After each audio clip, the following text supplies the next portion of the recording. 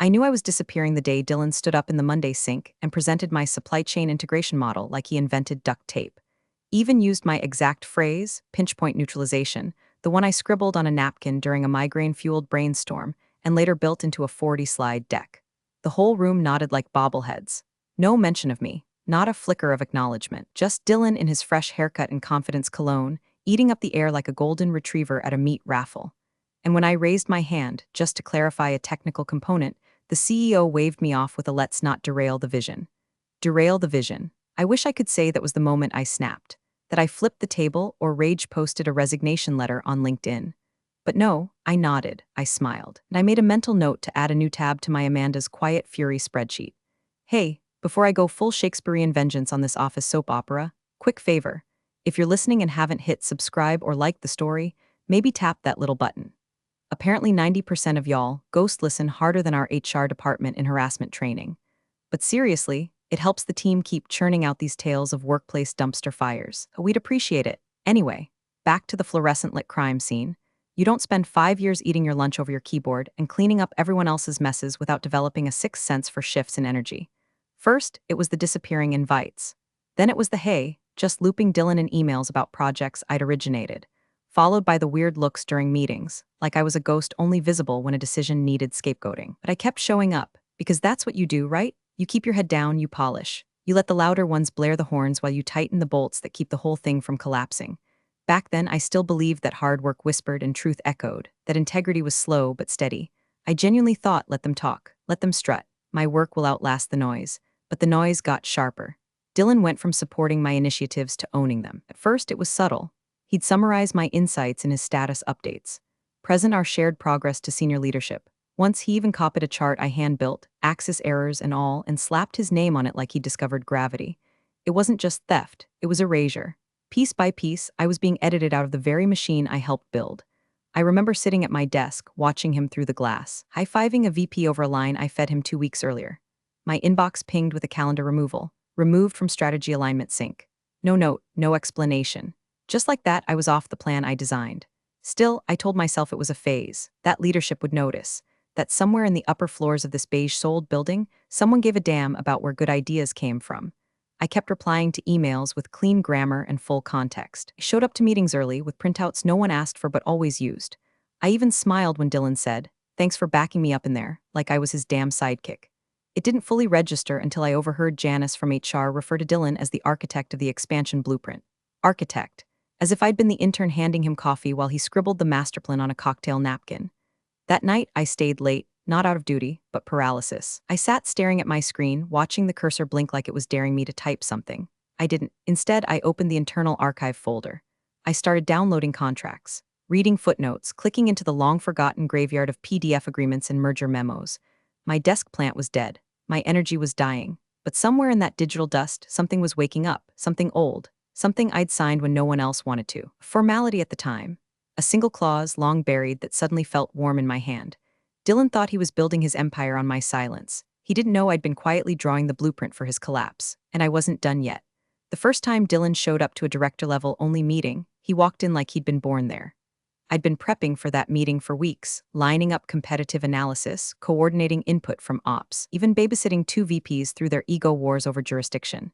It was my meeting, my show. And yet there he was. No agenda, no invite, just a fresh cup of coffee and a "heard this was where the real decisions happen" smirk. I glanced at Marcia from finance, expecting at least a raised eyebrow. Nothing, not even a blink. The meeting started, and halfway through, Dylan leaned forward, adjusted his lapel like he was auditioning for the role of executive's favorite, and repeated something I'd said verbatim in a Slack thread 2 days prior. What we need is seamless cross-functional integration through modular handoffs. They nodded like he'd just decoded the genome. That sentence came from a doc I wrote, titled Cross-Functional Strategy Notes Amanda. But no one looked at me. No one said, "Didn't Amanda already bring that up?" By the time the VP clapped Dylan on the back and said, "Glad you're thinking long-term," I felt something shift, not just in the room but in the entire axis of my career. Dylan wasn't helping, he was replacing, slowly, incrementally, with the smile of a golden boy and the ethics of a rental scam. After the meeting, he turned to me in the hallway like we were best friends again.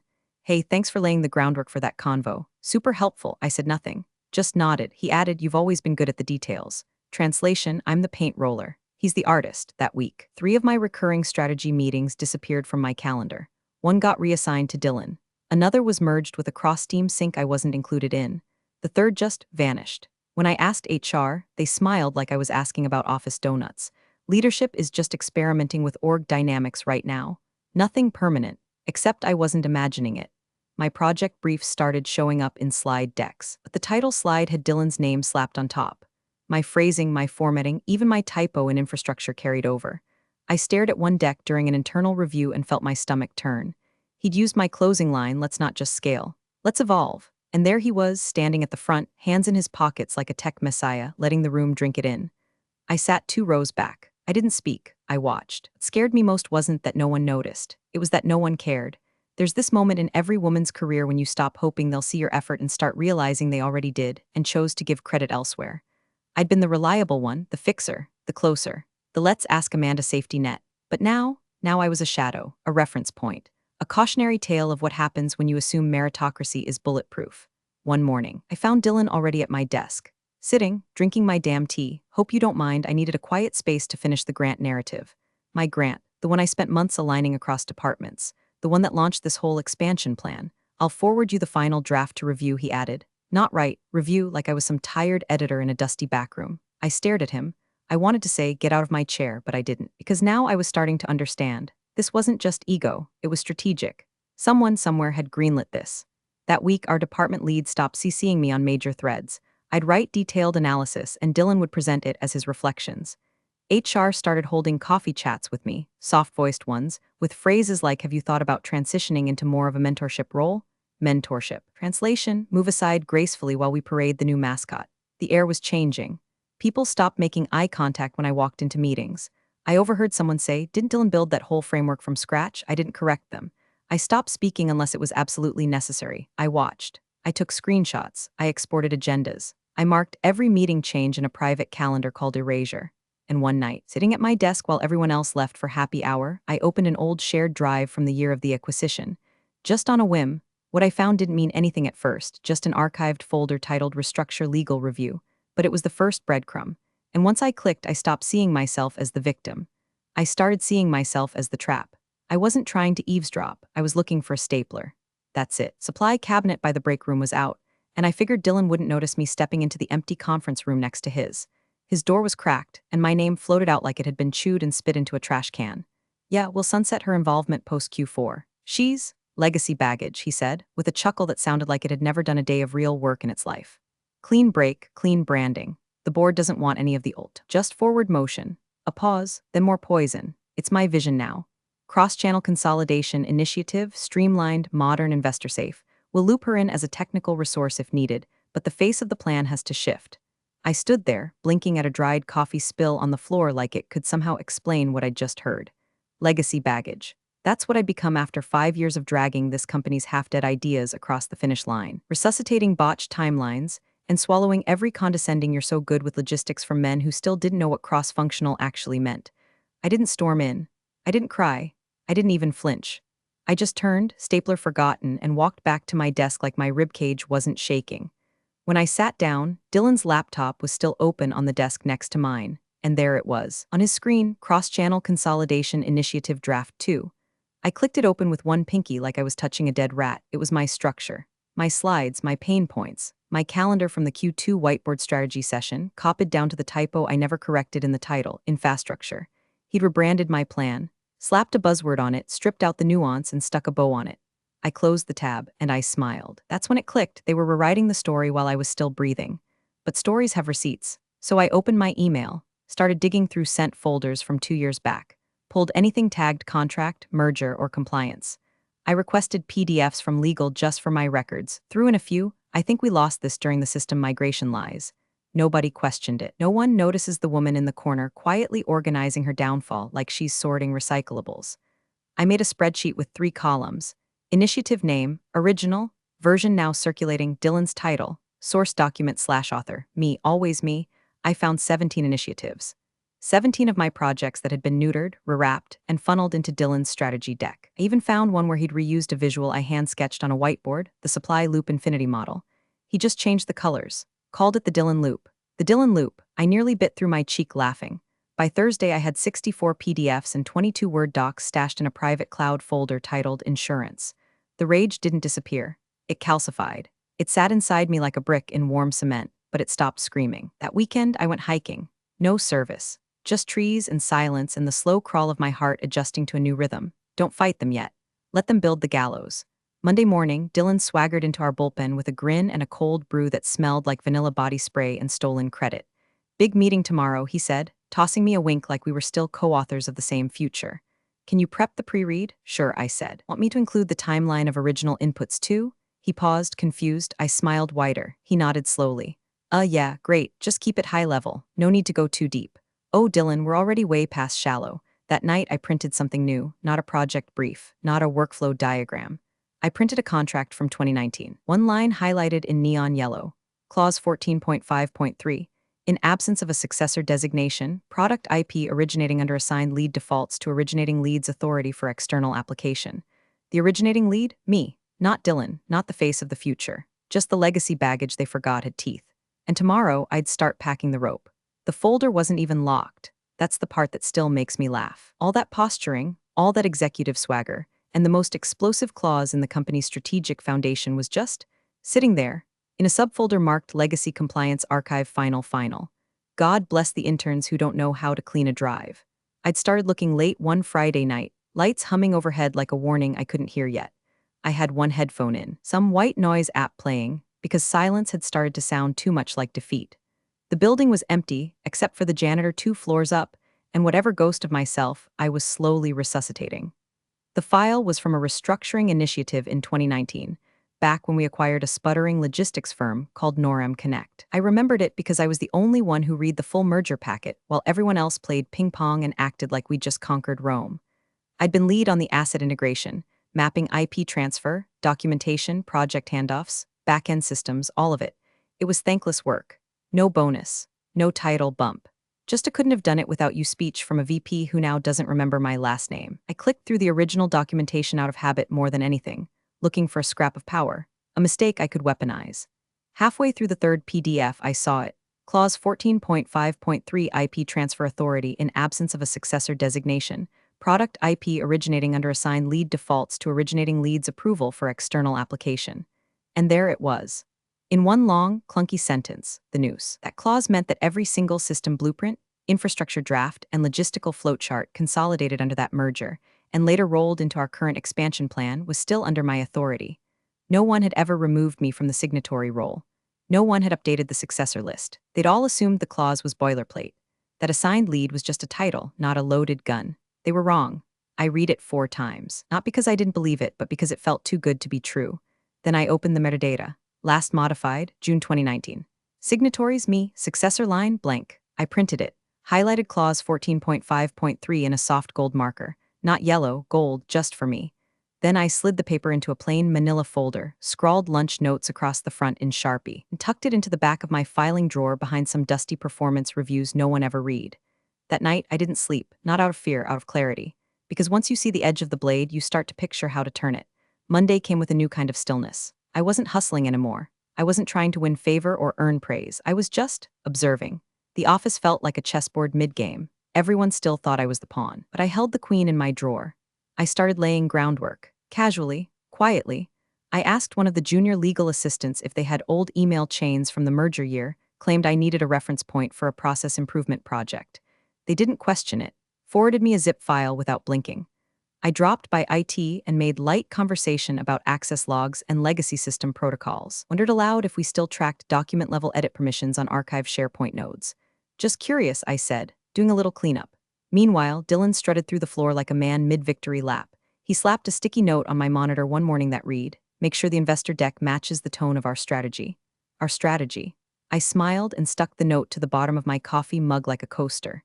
Every time he paraded past my desk, every time he sent a meeting recap written in the passive voice to bury my input, every time he forgot to loop me in, I added another line to a private log I titled for the record. Dates, times, screenshots, not dramatic, just enough to paint a picture. I even complimented him one day, said I was impressed by his ability to amplify existing ideas. He beamed, didn't even catch the insult. That's the thing about people like Dylan. They think strategy is about being seen, but real leverage lives in silence. in fine print, in clause 14.5.3. The deeper I went, the more I saw how much of their expansion fantasy still rested on frameworks I authored. How none of it, not the logistics pipeline, not the supplier redundancy grid, not even the comms tree, could function without the backbone I built during a 2-week stretch while my appendix was infected and my cat was dying. No one thanked me then, but I wasn't looking for thanks anymore. I was looking for the cleanest way to collapse their fantasy without ever raising my voice, and I'd just found it. The champagne wasn't even cold. They rolled in a cart of lukewarm bottles and stacked flutes like this was some kind of coronation. Dylan stood in the middle of the room like he'd just invented electricity, accepting every backpat and brilliant positioning comment like they were carved in marble. I stood off to the side, holding a tray of cupcakes I'd baked the night before, dark chocolate with sea salt, his favorite. Not because I care, because I wanted everyone to remember the taste when the ship sank. The CEO clinked his glass like he was announcing a royal birth. To Dylan, he said, lifting his flute with both smugness and ignorance for pulling us into the next era. And to Amanda, he turned to me, smiling that tight, executive smile that always precedes a knife in the ribs, for being such a team player. Takes real maturity to step back and let great ideas lead. Great ideas. Let lead. There was a ripple of polite laughter. I smiled, bit into a cupcake, swallowed salt and sugar and the rising bile of watching them praise a man for stealing what I bled to build. I excused myself early, said I had a client call. No one cared. Back at my desk, I opened a blank email. Subject, Notice of Signatory Rights Retention Clause 14.5.3. I typed the rest slowly, like each word was a pressure point. I explained the clause. I cited the file path. I noted that no successor had been designated. I included timestamps of my authorship on the original frameworks now integrated into Dylan's expansion plan. I referenced the IP continuity policy from the 2020 audit. It wasn't emotional. It wasn't a threat. It was a fuse, soaked and waiting. When I finished, I saved it as a draft and exported a PDF copy to a private cloud folder named Contingency Ignite. Then I took a walk. The office was still buzzing from the pre-launch glow. Dylan was laughing somewhere near the glass conference room, his voice always 2 octaves too loud when he was being fake humble. It's just collaboration, man, he was saying. We're all in this together. Of course we are. I walked past HR. The same HR that had once pulled me aside to suggest I soften my tone when correcting male colleagues in meetings. They were the ones who told me to be patient with Dylan. He's still finding his footing. Now they were decorating his desk with a gold star balloon that read visionary. When I got back to my desk, I stared at the draft email again. My cursor hovered over send. My finger itched, but I didn't press it. Not yet. There's a moment right before you break something when you just wait. Not because you doubt it, but because you know the exact second of impact is the only thing they'll remember. Timing is everything when you're laying a minefield. And I wanted the boom to be heard on every floor. Instead, I shut my laptop and pulled the folder labeled lunch notes from my drawer. Opened it. Reread clause 14.5.3 again. Memorized every comma. Outside, the sun was setting like nothing was wrong. Inside, I felt the bitter pleasure of a woman who has stopped asking for fairness and started calculating consequences. Let them toast. Let them print the decks and rehearse their speeches. I think I'm icing cupcakes. I'm icing a trigger. I started with the system logs, buried behind 6 layers of SharePoint sludge and permissions menus that haven't been updated since the Obama administration. The legacy signatory matrix still existed. I only found it because I remembered a shortcut from when I helped onboard a former VP who couldn't figure out how to open PDFs without printing them first. That shortcut led me to the old sign-off registry, the one tied to the NORAM acquisition, and there it was. My name, Amanda L. Fordham, still listed under Authorized Infrastructure IP Signatory. No successor, no expiration date. No one had thought to close the loop. I scrolled down just to make sure. Dylan's name was nowhere on the list. He wasn't even in the system back then. He was still in grad school, probably giving LinkedIn TED monologues about synergy to girls on Hinge. I printed the registry page and added it to the lunch notes folder. Then I made a copy for a separate folder labeled Insurance Phase 2. That same afternoon, I dropped by legal. Not with guns blazing, just a casual drop-in. Our junior in-house counsel, Reggie, was grabbing coffee, and I timed my approach perfectly. Hey, random question, I said, smiling like I didn't have a dossier of nuclear receipts in my bag. You remember that old NORAM IP protocol doc? The one with all those weird clause numbers? 14 point something? He blinked. Vaguely. Yeah, no worries. Just trying to make sure my ducks are in a row. I think I was still technically listed as the IP signatory during that integration, and I came across something that made me wonder if we ever filed the successor form. You'd remember that, right? He looked uncertain, but nodded like someone trying to remember if they left the stove on. You might be right. No one ever really closed that book. Why? Oh, nothing, just cleaning house, getting ahead of questions, you know? Dylan's been asking a lot of questions about the infrastructure timeline, Figured I'd be proactive. I let that hang in the air like a perfume laced with gunpowder. Planted the seed, watered it, walked away. Reggie stared into his coffee for a solid 3 seconds before heading back to his desk. Later that week, Dylan made a comment in the break room that confirmed just how high on his own supply he'd gotten. "Hope you don't mind I stole your thunder," he said with a grin while the marketing coordinator laughed too hard beside him. "You built the bones, I just gave it muscle." I sipped my tea. Thunder's just air pressure. It comes back around eventually. He blinked, probably trying to decide if that was a threat or a haiku. I didn't care, because at that point I wasn't even angry anymore. I was detached, like watching someone brag about their dream home while I quietly held the deed. The thing about Dylan was that he couldn't stop poking. He wanted me to snap. Wanted me to call him out in a meeting, to scream in the middle of the floor so he could play the role of the calm, collected future exec while I got labeled emotional. But I'd moved past the need for noise. I was already outside the blast radius, prepping the wires. That week, I started replying to threads with surgical precision, one-word acknowledgments, no emotion, just timestamps and deliverables. I copied key people quietly. I avoided meetings where I wasn't required and let Dylan bask alone in the sun lamp of his own ego. Meanwhile, I sent one more email.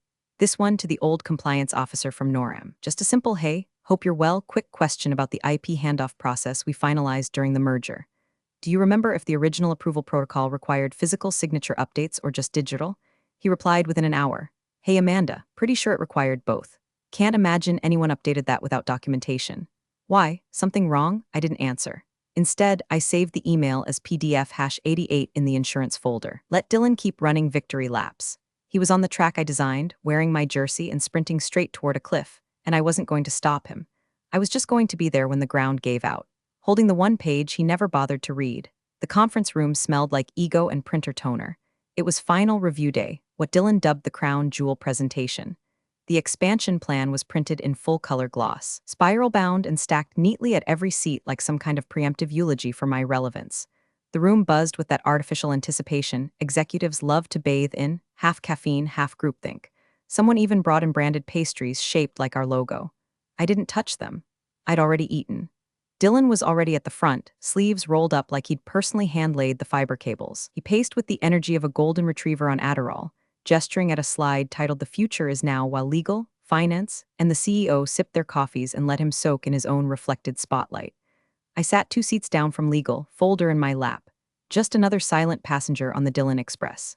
He clicked to the next slide.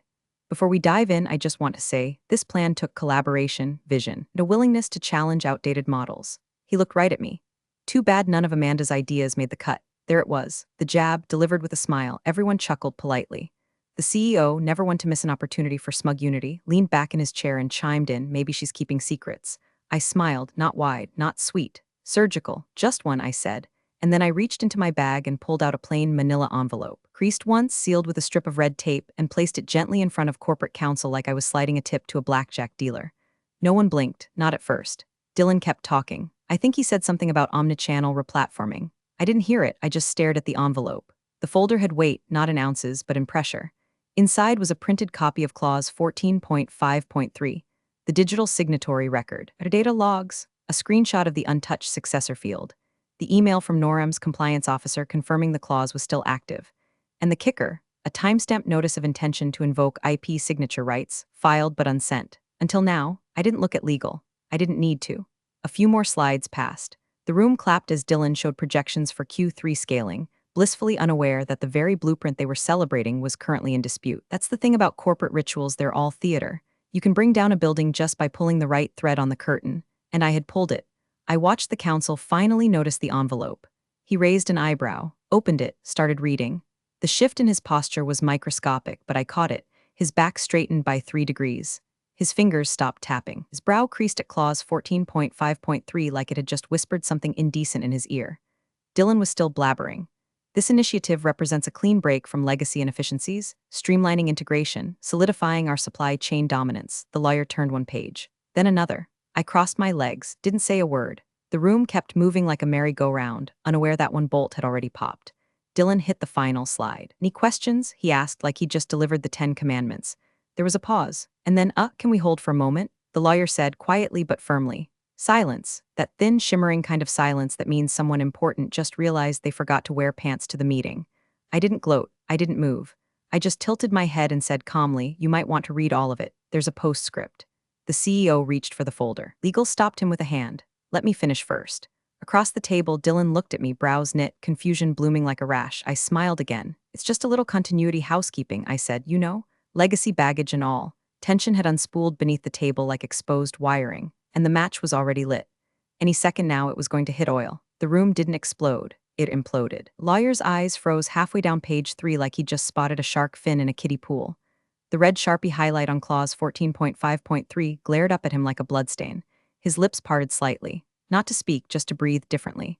Then he leaned toward the CEO and whispered, not as a joke, not even as a warning, just a quiet plea for reality to rewrite itself. Tell me this is a joke. The CEO blinked. What? Lawyer didn't repeat himself. Instead, he cleared his throat and said aloud, because silence had stretched too long, she's the signatory. He tapped the clause with one stiff finger. This entire expansion plan, including all derivatives based on the NORM infrastructure consolidation, requires her signature. Or it's null. All of it. The air died in that room. No one moved, no one spoke. The VP of Finance stopped mid-sip, coffee halfway to his lips. The operations lead, who'd been nodding along like a bobblehead for the past hour, suddenly looked like she might be sick. Dylan's smile slipped off his face like someone had unplugged it from the wall. He looked around, then back at me. Confused, pale, a single bead of sweat on his temple that hadn't been there a moment ago. What is this? He asked, voice barely tethered to his breath. I didn't answer him. I wasn't here to explain. I stood slowly, not with drama, but with certainty. Like gravity had shifted in my favor for the first time in months. Like the floor finally remembered it owed me something. I assumed you read the fine print, I said, calm as a lake before a storm. You've been building your little monument on my foundation. Problem is, I still own the land. I turned to the CEO. You authorized this initiative without validating IP continuity. That's a legal risk, a big one. The CEO looked at legal, then back at me. This can't be right, but the lawyer cut him off, voice firmer now, volume rising just enough to draw every head toward the end of the table. It's right. This clause is binding unless a successor was formally filed and co-signed by the originating lead. That never happened. We have no documentation. He gestured to the printout. And there's digital evidence she was never replaced. He looked at me, this time not as a footnote or an inconvenience, but as what I'd always been, a gatekeeper. Dylan made a small, sputtering sound like his throat forgot how to form words. You can't just, this was my plan. I tilted my head. Your plan is built on my work, my documentation, my frameworks, my signature. I tapped the envelope. Without it, all you've got is a PowerPoint and a dream. The tension swelled like a balloon someone forgot to stop inflating. No one touched the celebratory pastries. Projector light flickered across Dylan's pale face like he was trapped in a hostage video. The CEO finally exhaled. Amanda, can we discuss this? I nodded. Sure, I'm open to negotiation. Then I turned toward the door, no speech, no mic drop, just the quiet sound of heels on carpet and a chair creaking as I stepped away from the table. Behind me, the lawyer flipped to the final page and read the postscript aloud. Notice of retention filed. Timestamped, unrevoked, rights enforceable effective immediately. The room didn't breathe, and I didn't look back. I didn't rush. I walked back in with my bag on one shoulder, calm as a cat in a birdcage full of open doors. The tension hadn't moved. It was still there, clinging to the windows, the ceiling tiles, the corners of Dylan's jaw. The legal team was already elbow-deep in clause cross-references and digital timestamp verification, whispering like a group of priests discovering they'd been quoting the wrong gospel for years. The CEO looked up as I returned. Amanda, listen, there's no need for ultimatums. Let's all stay constructive here. I set my bag gently on the table, unzipped the side pocket, and pulled out one more folder, this one crisp, white, labeled nothing. I'll consider signing, I said, voice flat but steady. But I have a few amendments. The room twitched. Dylan opened his mouth, thought better of it, closed it again. His pupils darted toward the legal counsel like maybe, somehow, a last-minute rescue was en route, but it wasn't. There would be no cavalry, no pivot slide, no synergistic realignment. I slid the single page across the table like it was an appetizer menu. 3 lines, no fluff, just facts. Back pay credit for all strategic development work tied to NORM IP structures, dating to June 2019. Public acknowledgement in internal and external strategy communications of original authorship and ownership, formal reassignment of plan leadership in system records and board minutes. I didn't add an apology. I didn't need one. I wasn't here for their redemption. You have until Friday, I said, zipping the bag shut again. Or I let the investors know you've breached IP continuity and executed a go-to-market strategy built on unapproved transfers. Legal looked at the CEO. The CEO looked like someone just hit his kneecaps with a baseball bat. Friday, I repeated, 5 p.m. Pacific. Dylan finally spoke. His voice cracked halfway through. You're going to blow up the entire launch over ego? I turned to him. No smile this time, just stillness. You repackaged my lungs and called it your breath. This isn't about ego, it's about ownership, and yours doesn't exist. His mouth stayed open a little too long, like he wanted to protest but had forgotten what protest sounded like. I picked up the lunch notes folder, still marked in Sharpie, still warm with the weight of consequences, and tucked it under my arm. No more meetings, no more polite nods, no more email trails where I politely reminded people I'd already submitted the deliverable 2 weeks ago. I walked out without saying goodbye. Behind me, no one stood. The only sound was the lawyer whispering to someone on the phone, trying to find precedent where none existed. The CEO rubbed his temples like the pressure was physical. Dylan didn't move. I paused for one last look. The boardroom was frozen. The white folder lay open like a wound, and Dylan's hand trembled near a glass of untouched champagne, his name etched on the flute, the bubbles already dying. By the time the clock hit 5 that day, the only thing left echoing in that room was the silence I'd taught them to fear. Thanks for watching, you cubicle warriors. Hit that subscribe button. Unless you're my old boss, then you're on your own. Revenge of the coffee pot strikes again.